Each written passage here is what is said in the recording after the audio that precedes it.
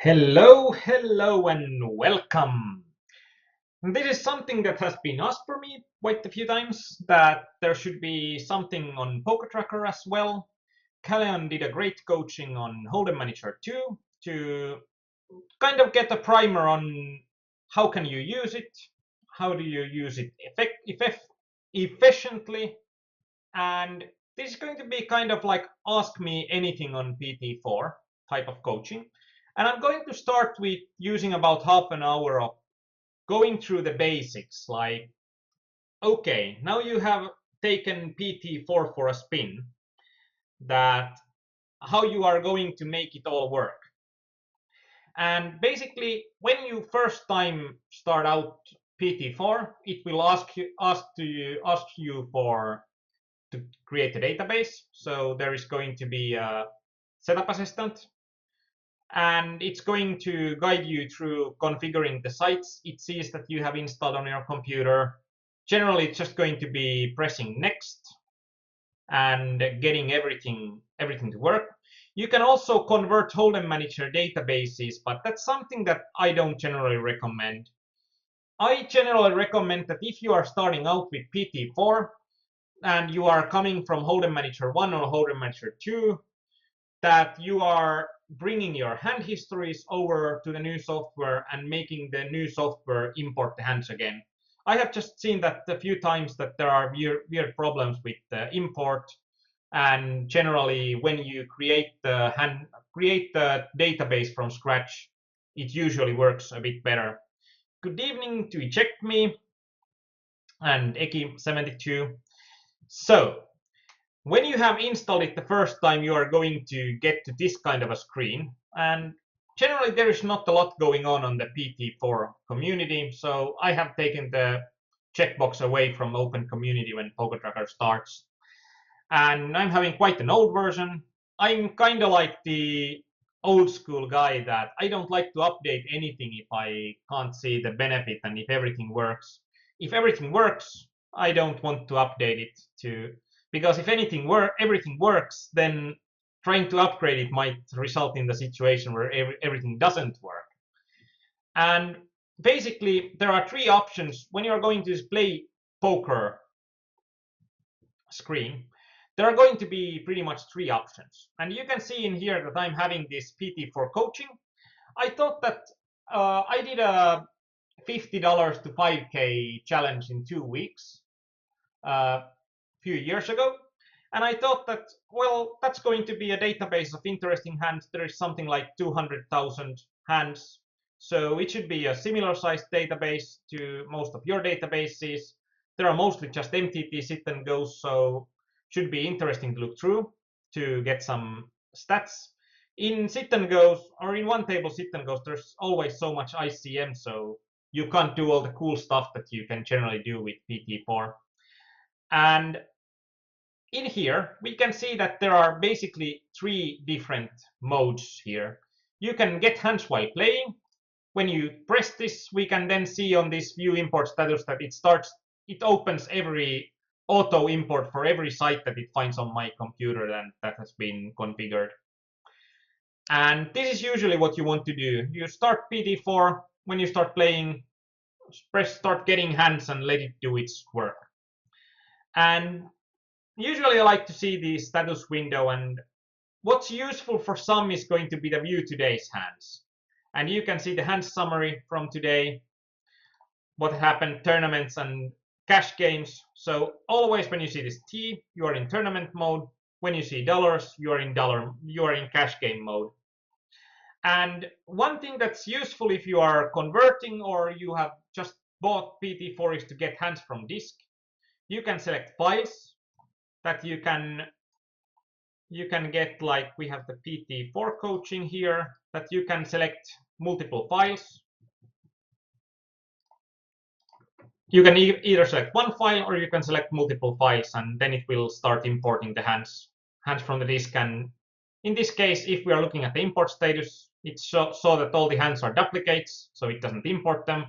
Or we can also select the directory, so it imports all of the files from that directory and the directory below that. So if I'm going to PT4 coaching up here.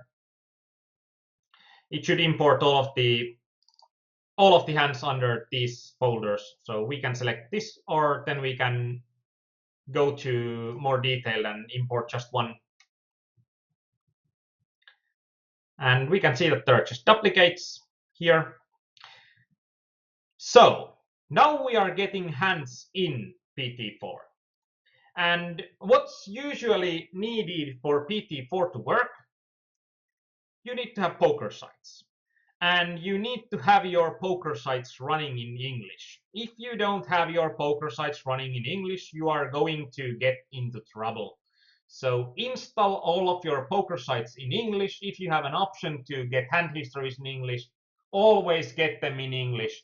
And what I'm saying with problems might be that if you don't have the software in English, might be that PT4 can't find the right tables for the HUDs. There might be some weird problems that something doesn't work that should work. So always use English. Also, if you are playing on PokerStars, the PokerStars doesn't save the tournament summaries.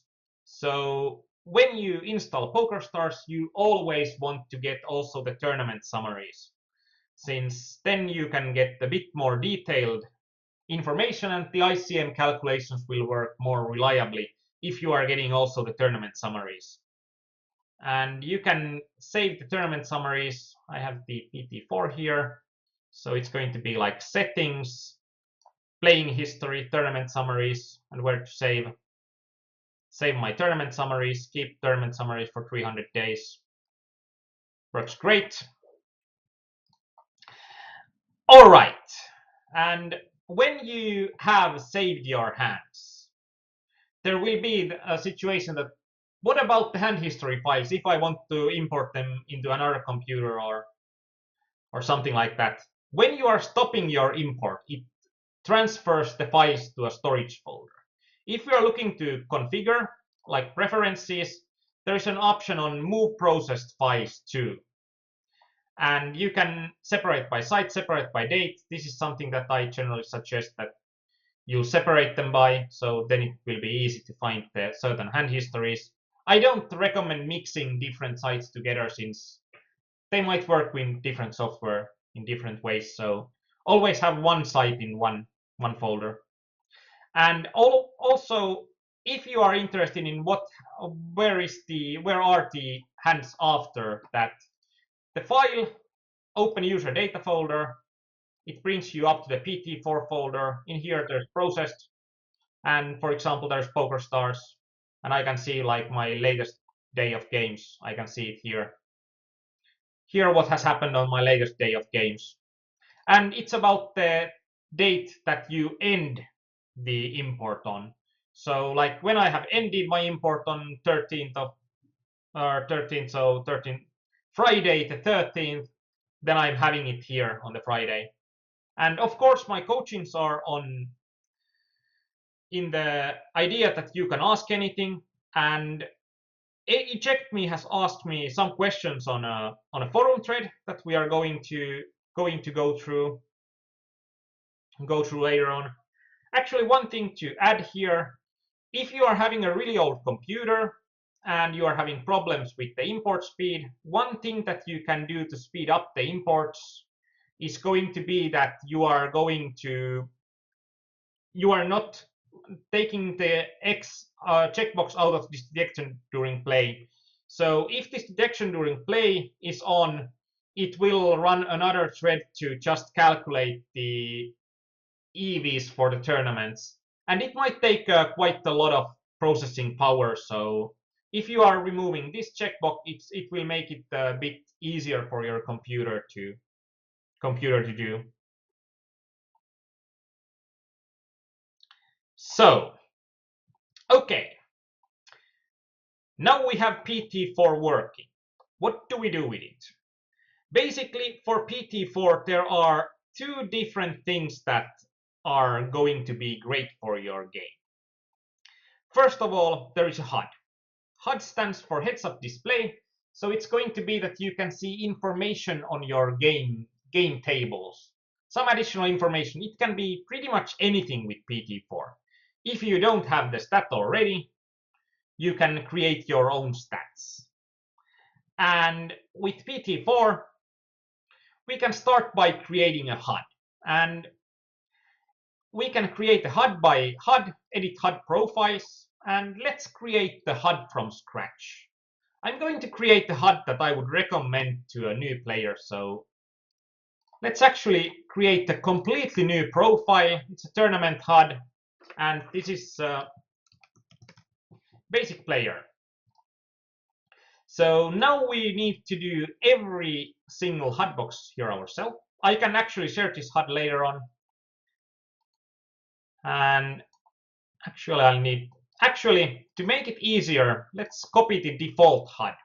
Since there are some table stats, there are player stats. So actually default HUD is not going to be, I have already edited it. So let's use the tournament professional. Actually this, I have edited this as well. So this should be what we can start with. So options, duplicate profile, tournament, basic. So in here, what can we see here that we don't need? We don't necessarily need tournament M. I think it's a stat that it's not going to be that easy to use. And basically, what I recommend people to start with is going to be a HUD like this. So there will be notes. This is the PT4 notes. I don't know, you can even remove that if you never use PT4 notes. PT4 notes might be a bit better if you are moving around with different computers a lot, since with PT4 you can import the notes to PT4 easier than you can import the notes between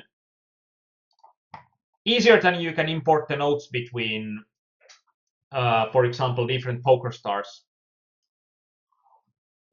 installations. And for me, this is how I'd say that I would start by playing poker. And the player name, it's going to be important that you are not looking at the wrong table. And in this player name,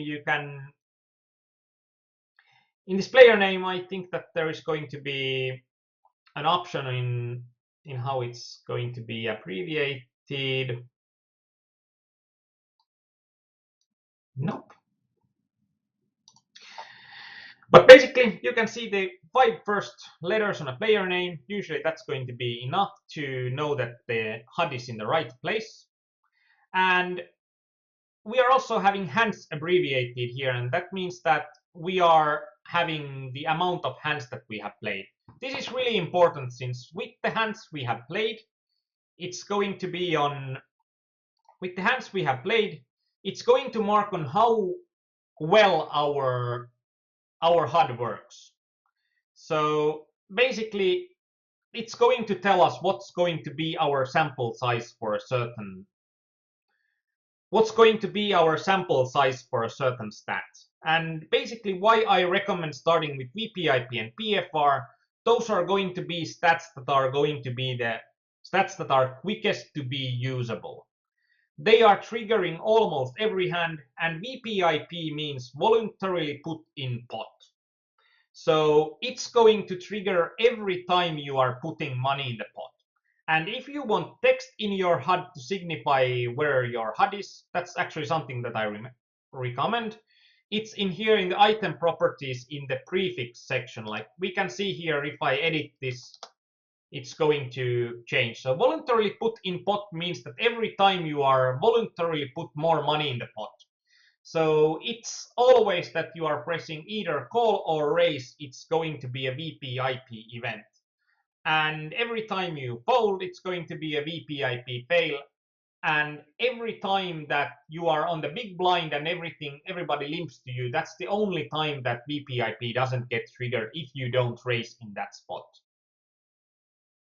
Since you are not voluntarily putting your blind in the game, you need to put so you are forced to put money in the game when you are in the big blind.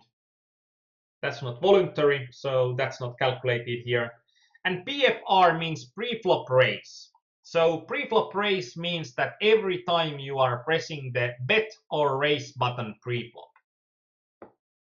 So pre-flop raise basically it will always trigger when you, or the opportunities for it to trigger is that always when you can add more money in the pot, it's going to be a pre-flop raise trigger point. That if you add more money in the pot and if you bet or raise, it's going to be a PFR. So it will combine all of the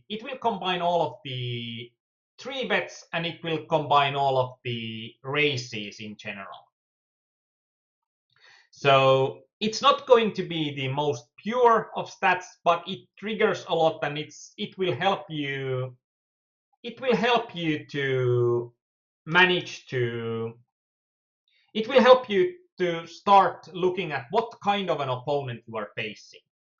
Generally, if you can see an opponent with really high VPIP, low PFR, we can know that he's a player that's going to be a passive player, and he's going to play a lot of hands, and generally we want to play value hands against those guys. We want to bet our value hands usually big against those guys, since if they are playing too many hands, they are likely going to be too curious, and we can play a bit more hands against these guys, since they are not going to be penalize us. They are not going to penalize us by playing hands, since when they are passive, they are usually not betting a lot, and they are usually not going to bet if they are not having a good hand. So we can usually play quite well against those guys. And on the other hand, if we are seeing that both VPIP and PFR are really low, we might be against a nit. And especially in the low limit games, one of the most important things to do is to not give easy values to nits. So low VPIP and PFR, it's likely a nit. When he plays a hand, it's likely to be a good hand. And it means that it's going to be a player that we can bluff, generally. If he's not taken interest into the pot, then it's usually a player that we can bluff. But if we are against the nit and there are big cards on the table, it's going to be quite likely that he has hit those big cards. So if we are not having a great hand, we should tread really lightly. And PS 2011 asked that do PFR count raise first in? Yeah, PFR counts all raise first ins, 3 bets, 4 bets, everything. Like raise first, every raise first in is a PFR event, but not any raise first event is a every raise first event is a PFR event, but not all PFR events are raise first in events. And then it's going to be that when we are having basically 3 main stats, that these are the 3 most important stats, in my opinion, to start with. And then it's going to be the question of, okay, this is cool and interesting. What do we add from here on? What's going to be important? Do we have ideas on our viewers on what would you add? What would be the next stats you would add here? And generally, if there is a new HUD user coming into my coachings, this is what I'm going to suggest. Start with this, learn to use these 3 numbers well, and every time that you are using these numbers, then you are thinking also, it's going to be a homework that always think about, is there some kind of a data that I don't get now? And then try that stat out for 2 weeks. If you don't use the stat, remove it. If you use that stat, let it be. Steal, that's a great one. That's actually exactly what I was thinking about. So how often does people steal? And why is this important? That how often do people steal? And it's going to be important because it shows you how often do people, or how well do people play in, how well do people take position into account. That players that are having high PFRs, but PFR is almost equal to attempts to steal, are going to be players that don't understand poker that well, and you can play well against those guys even if they are raising from under the gun, since they are going to use pretty similar ranges on any spot. And usually when I see regs, when I see good players, their PFR is almost always a lot lower than the attempts to steal, because they know how to use position. And attempts to steal are how often does player try to steal blinds from cutoff, button, or small blind. So how often does he use late positions to his advantage and trying to steal the blinds? And this is also important in that you can play against guys that are stealing a lot. You should be playing against those guys a lot from the blinds. Eject me such as limps. I'm using limp in my HUD that's having about 20 stats probably. And I'm not sure. I don't think that limp is going to be among the best stats to add, since you can get quite a good idea on how much people are limping on the distance between their PFR and VPIP.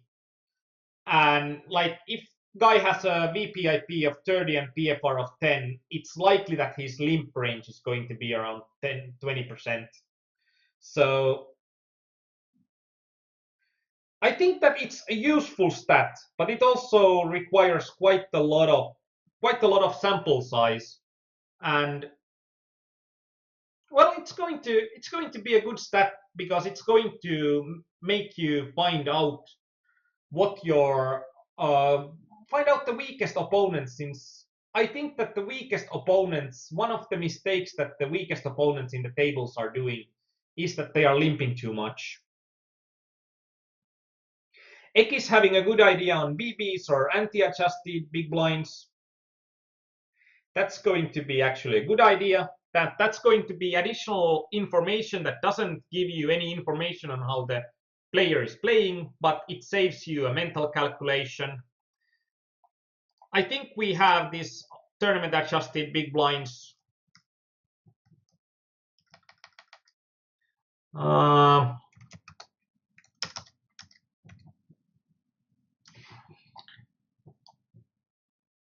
Tourney adjusted big blinds.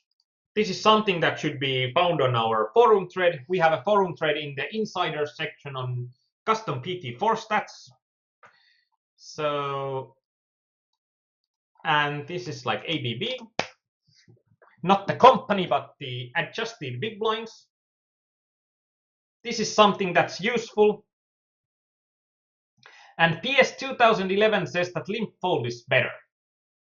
I'm going to challenge PS 2011 a bit. Why limp fold is better than just limp? Okay, we have added a few stats here. Now we have gotten from 3 stats to 5 stats, and this tourney adjusted big blinds, it necessarily doesn't give you additional information on how your opponent is playing, but it saves you one mental calculation, and that's why I think that it's a good addition. Good addition to the HUD, and it's not something that you usually can misread that much. But okay, how shall we increase the amount of, or what are going to be the most important stats after this? PS 2011 says that easy chips. Why that's going to be easy chips? Lindrich on Twitch chat suggests 3-bet. Excellent. I think that 3-bet is going to be among one of the first stats that you should be adding.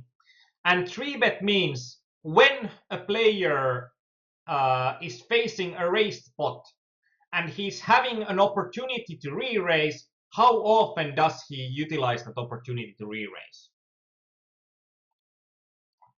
So let's add a 3-bet here. And 3-bet, we don't want to have 3-bet total, since then it's going to mix all of our 3-bet spots in post-flop. Generally, when we want a stat, we want a well-defined stat that we know exactly what we are looking for. So 3-bet pre-flop.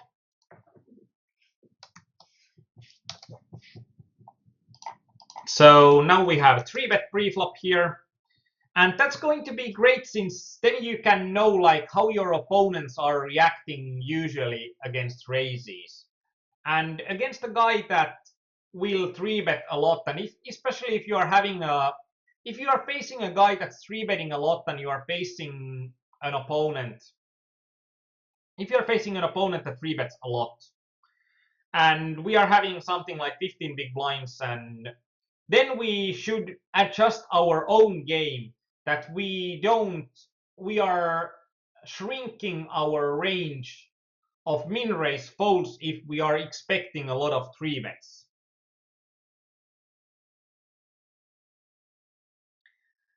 Eject me suggests aggression factor. Okay, I'm going to challenge eject me here as well. If we are adding aggression factor in here, how can it help us? Like, what kind of additional data do we get from aggression factor? And how can we use it for our advantage? PS 2011 says that easy to see if limp is trap. Well, not exactly, but I can see your point here. My point mainly for limp fold is that you don't necessarily have a lot of sample size on limp fold. And that's going to be a problem with limp fold for me. And hello for Lavinia as well. Nice to see you here. So, aggression factor. That's something that I don't actually agree that much with, but I'm interested to see what eject me has to say. And PS 2011, that I'm also a bit bummed that like I don't think that you can see that often, that how often limp is a trap. But the higher the percentage that people are limp folding, also the higher the chance that the limp is not going to be very strong.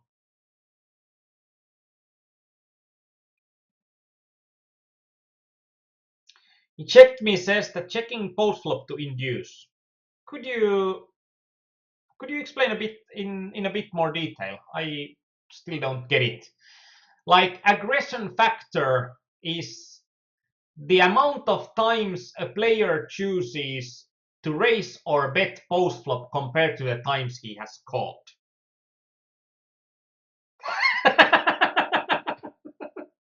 Marcus Wise says on Twitch chat that aggression factor is how often you are throwing your mouse when you are getting sucked out.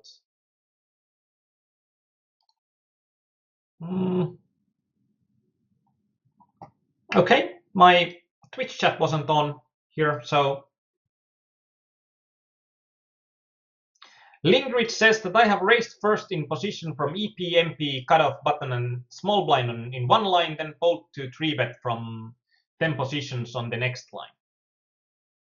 I think that's really smart, and that's something I have on my HUD as well, that raised first in from different positions. But fold to 3-bet on those positions on the next line, I don't think that that's going to be a good idea. We can actually take a look on that, why I don't think it's a good idea. Fold to steal. Yeah, I think fold to steal is going to be good, and there is going to be enough differences in people's ranges that generally you want to have fold to 3-bet or fold to steal is going to be one of the stats that you want to add. So fold to steal, it's going to be a good stat to add. And I said that fold to steal from big blind. So let's mark this as fold to steal big blind. And in PT4, in these item properties, you don't have stats like in Hold'em Manager you have fold to steal from small blind, fold to steal from big blind. In PT4, there are no different stats on different positions. But in item properties, when you scroll down, there's an opportunity to filter it for one position. So I like it in a way that it makes it easier for PT4 that you are not overwhelmed by the amount of all the stats that you can have. But you can still have good idea on, you can still filter the stats and make them be useful in HUD profiles. But it's going to be harder on reports. Like in reports, it would be easier to go through. In reports, it would be easier if there would be different stats, since in reports you can't filter that easily for certain position.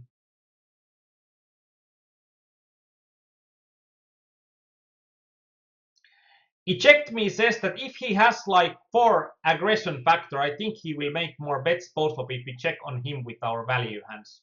Why do you think so when aggression factor doesn't factor in checks at all? So it's only about how often does your opponent respond with an aggressive action compared to the times that he just calls. And I don't think that actually aggression factor is something that I don't think that it's easy to use efficiently. Like if it's 4, yeah, your opponent will bet 4 times more often than call. But he might still be a player that if you check to him, he might be betting 20 or 30% of the time. So like I don't think that with aggression factor you are going to I don't think with aggression factor you are going to get the data you want, basically. I think that what you want would more be aggression frequency, is that how often do you want to check yourself rather than like aggression factor for inducing is mainly useful like if you are betting and thinking about betting to induce, but it doesn't give you any information on can you bet for value or not.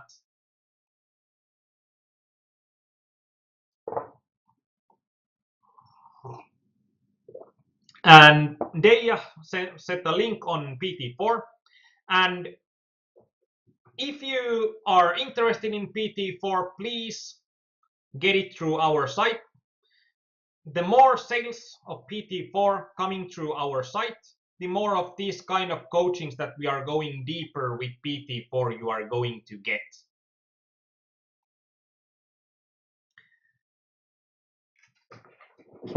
Like mainly, this coaching has been paid for by the players that have been buying PT4 through our site already.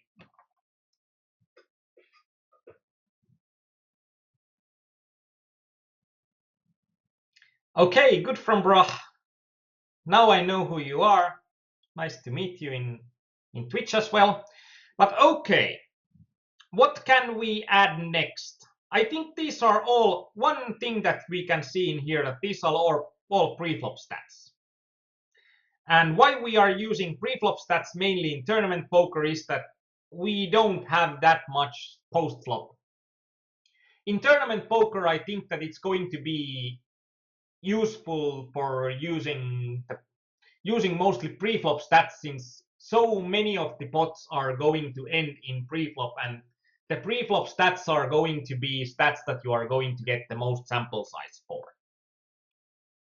But we are actually, let's add here another line. So we can add a new line, so then we can start again. So, and also one warning for you, that fold to 3-bet is not doing what you think it's doing.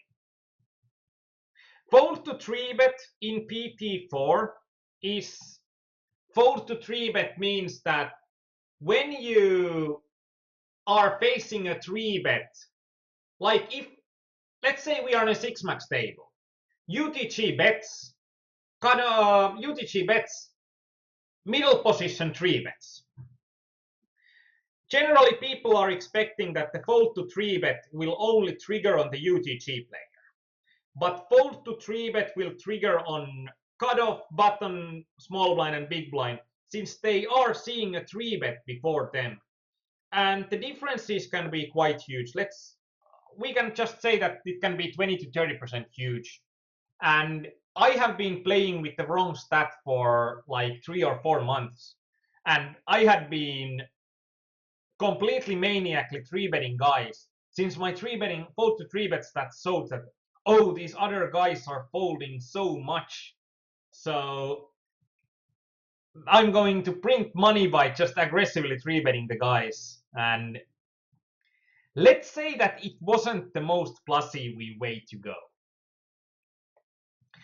but you want to have fold to pre-flop 3-bet after raise. That fold to 3-bet after raise will only trigger after on the player that has raised pre-flop. And that's usually going to be what you really want to see in the fold to 3-bet stats.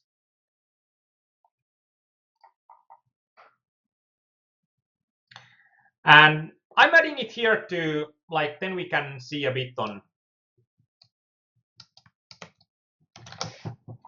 fold to 3-bet is going to be one of those stats that I don't necessarily like that much. Let's add the limp fold as well. But that's the problem, that in MTTs you are pre-flop limp fold is what PS 2011 suggested.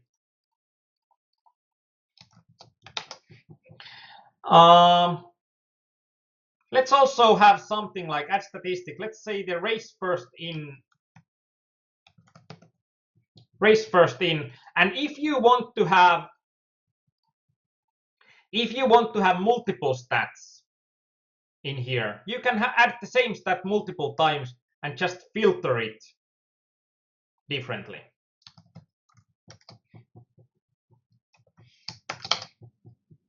RFE UTG, and let's say that this is like RFE button.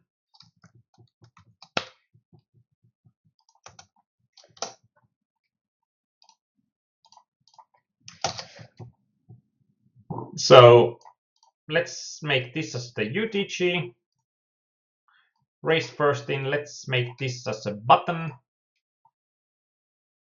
And attempt to steal from small blind, attempt to steal from late position. Those are going to be like what I think that basically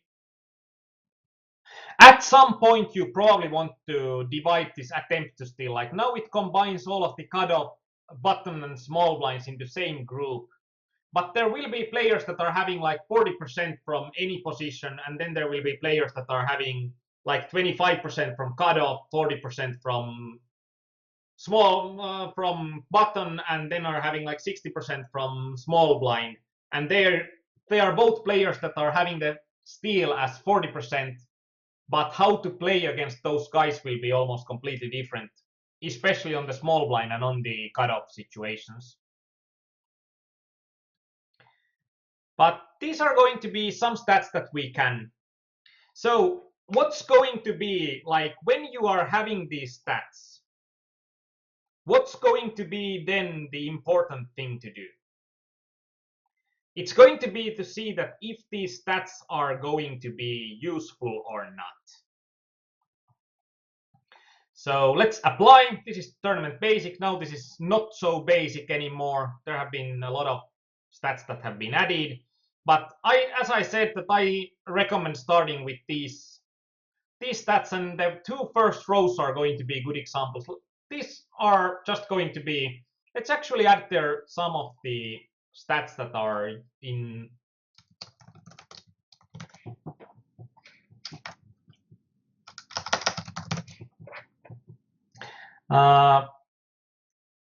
fold to flop c-bet is something that almost everybody is having,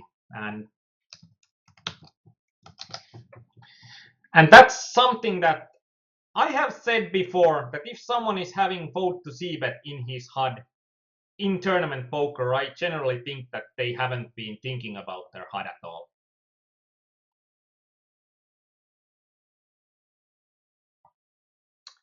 But let's see. So how do we know if these stats are good or not? Basically, what I like to do here is to do an all players report. So let's do a new report, all players report. Let's say AP. And with an all players report, yeah, all dates is set. So now I'm having a PT4 coaching database. So I'm here having the hands on my 50 to 5K project. And on the 50 to 5K project, I had like 200,000 hands. Ratarato does fold to c-bet count both single raised and 3-bet pots? Yes, it does. And if you want to have a statistic on c-bets, like fold to flop c-bet, there is going to be fold to flop c-bet in 3-bet plus bot and in fold to flop c-bet in non 3-bet pot. So there is going to be a difference.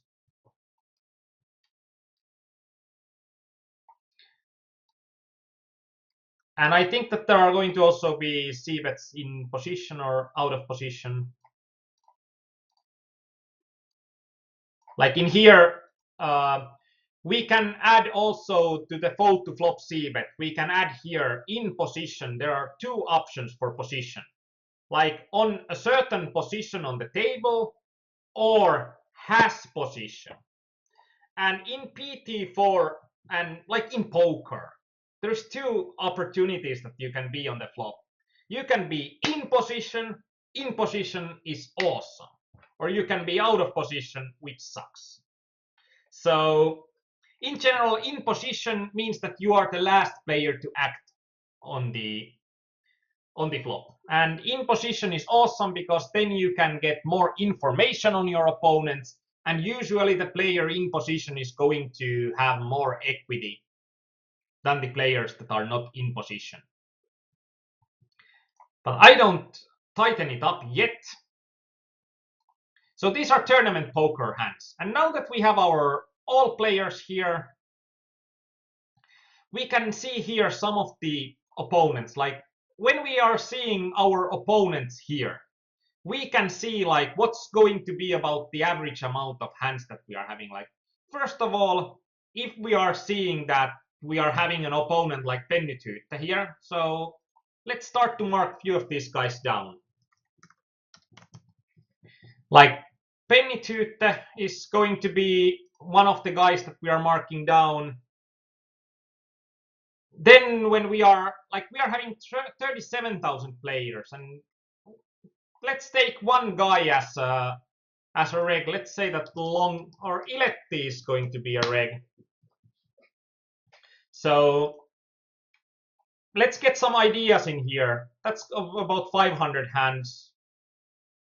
Somebody at about 200 hands. I'm trying to remember if I can see if there is a reg.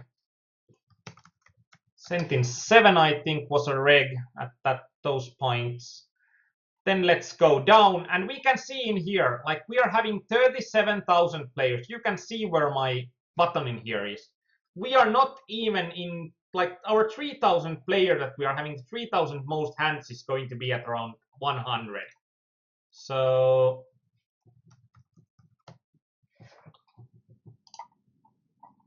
and if we are getting like what's going to be our average player in MTT sit and goes is, we are going to have about 20 hands on our average player.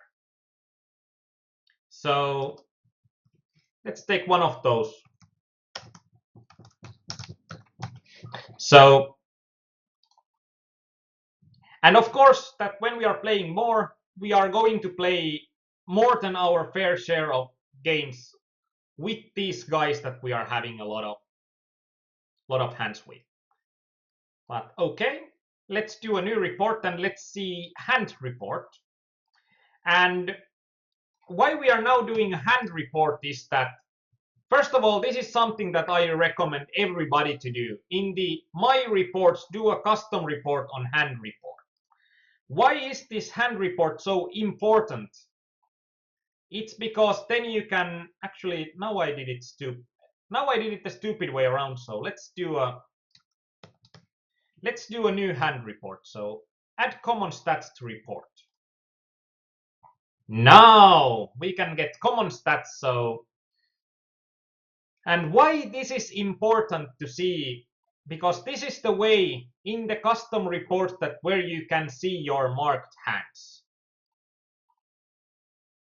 And in PT4 we can always choose a player that we are interested in. Actually, I was searching for Penny,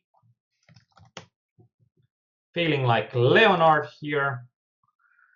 So Penny Tytte, we don't need to get even the hands that we are most interested in. Like, we just want to get one hand. And why do we want to get that one hand? We want to get that one hand so that we can see about what kind of a sample size we can get. And in here, we want to change our profile for the profile we have created. So now we have the profile we have created, and always in PT4, when you want to change your HUD, you'll want to unlock the layout. Then with the mouse, you can move the boxes wherever you want. But you always need to unlock the layout. And then when you want to save it to all the, and don't want to mess around with those lock and save layout, and now you can't move these by accident. If you press Control, you can unlock it temporarily if one of these gets in the way. But generally, I like, because now I can't screw it up easily. So locking the layout is something that I always suggest to do. And when we have changed the profile, then we can, when we have changed the profile for what we want to have, then we can use the make active profile default for this table type. But okay, now we have this player that is the player that we have the most hands against. This is a 200,000 hand database. So this is not a small database. So in 200,000 hands, we can see that in VPIP, 1,464 hands out of 1.5k. Yeah, this is awesome stat. Triggers almost every time. Preflop raise, 1,377. Triggers almost every time. That's great. Steal, we are having 133 notes of steal here. Not so high on that one. Like, it means that basically we can see, or we can have a steal hit once every orbit that we are on the same table with our opponent. And what does it mean? That it means that if we are having 100 hands on our opponent, it's going to be likely that we are going to have about 100 of sample size for VPIP and PFR, but for steals we are only having 10 hands of sample size. And we usually want to have a lot of samples. This is a stat that will be useful against players that we are having at least 100 hands, but it's not going to be useful before that. Then 3 bets, 454, about 3 times per orbit that there is an opportunity to 3 bet. That's going to be a stat that's going to be very reliable. So we want to add stats that are going to get reliable quick, since in sit and goes we quite rarely have a lot of sample size on our average opponent.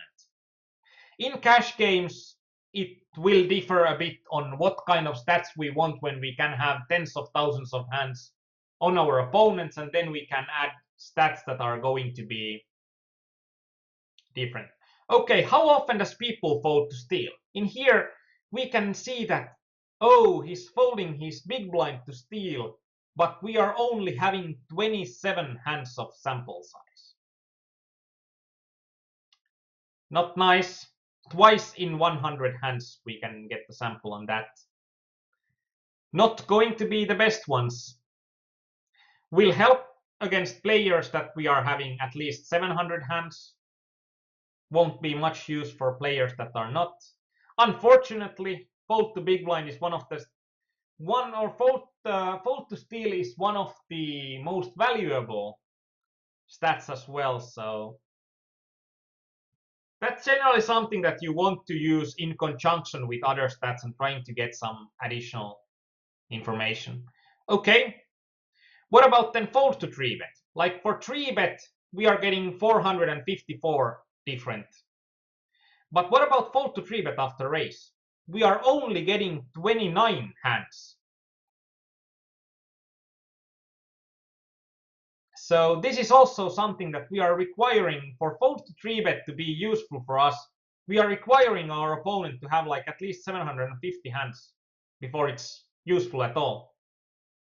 Like if we can see here that we have this Ryler guy with 500 hands. With 500 hands, he has been folding to a pre-flop 3-bet after raise.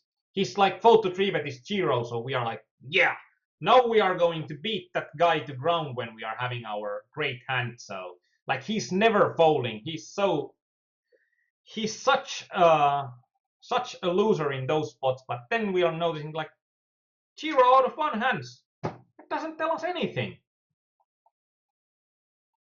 If we are thinking about the next hands on the guys that we are having the most hands, like limp fold, there's almost no value at all to limp fold, even with a guy that we are having 1.5k of hands. This is why I don't like limp fold. When we are having regs are not limping a lot. When they are not limping a lot, they are not folding a lot. And if they are not limping a lot, the limp fold is not triggering that often. When limp fold is not triggering that often, then we are going to be in a situation that we can get limp fold stats mainly on random players, but we don't get much hands on random players. So this is basically a stat that you are never going to get good sample size with. Eject me says that 750 is minimum for most stats. No, it's minimum. I'm going to think about like when we can have any idea. We are going to have a bit more detail. Like I have prepared a PowerPoint.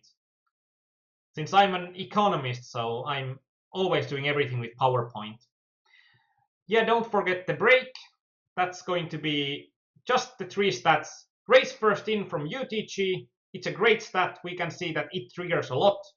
Like it triggers every 6 hands. So that's something that we can use after 100 or after 60 hands or something. We can get some idea. If we raise first in from the button, it only triggers 41 times, but it's because we get so many fewer unopened spots on the button than we get on the UTG. So the closer to big blind we are getting with these raise and steal stats, the less sample size we are going to have. Like raise first in from the button, we still require like 300, like about 400 hands to get some use for it. And fold to flop c-bet, 1,500 hands, 5 in 7.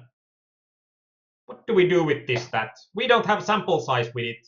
So limp fold and fold to c-bet. Why do we use these stats if they require at least 2,000 hands on our opponents before they get useful in tournament poker?